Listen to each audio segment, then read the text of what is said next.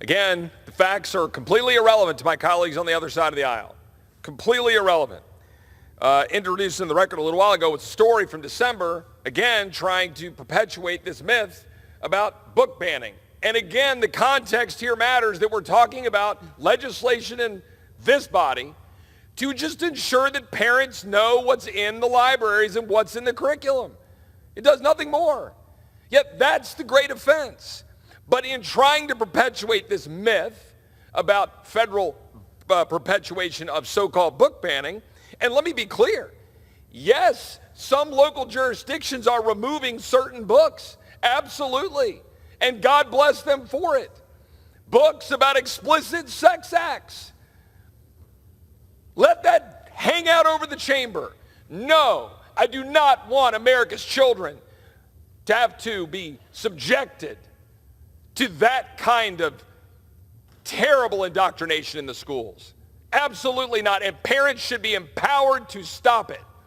But instead, they want to perpetuate this myth. The facts are true.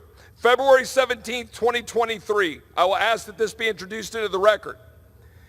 The books about Roberto Clemente and Hank Aaron from the Essential Voices collection are among approximately 10,000 books that have been reviewed and approved through the new state-required book review process.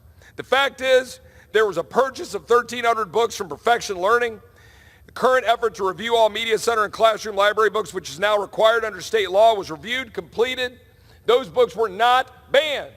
And as I said earlier, there are on average 13 to 14 books about Rosa Parks per school in Duval County. Those are the facts. That is the truth. This is a complete misrepresentation designed to scare people when in fact we want to empower parents and provide sunshine for the American people to protect their kids. I've heard a lot of colleagues on the other side of the aisle talking about book bans and accusing people in Florida, particularly Governor DeSantis and the people of Duval County, Florida, saying they want to ban books. Well, let me just say this. I hope they're successful in banning a number of books. The question is, which are those books? Are those books, for example, Genderqueer, a memoir, that book, or This Book is Gay? In that book, there are all sorts of depictions with body parts and male body parts. I can't even put on the screen the stuff that is in this book, Genderqueer, where there's two men engaged in a sexual position. Another page where I can flip to where there's two men engaged in oral sex. Another picture here in which there are any number of ridiculous graphic pictures that are being put in front of our kids in schools.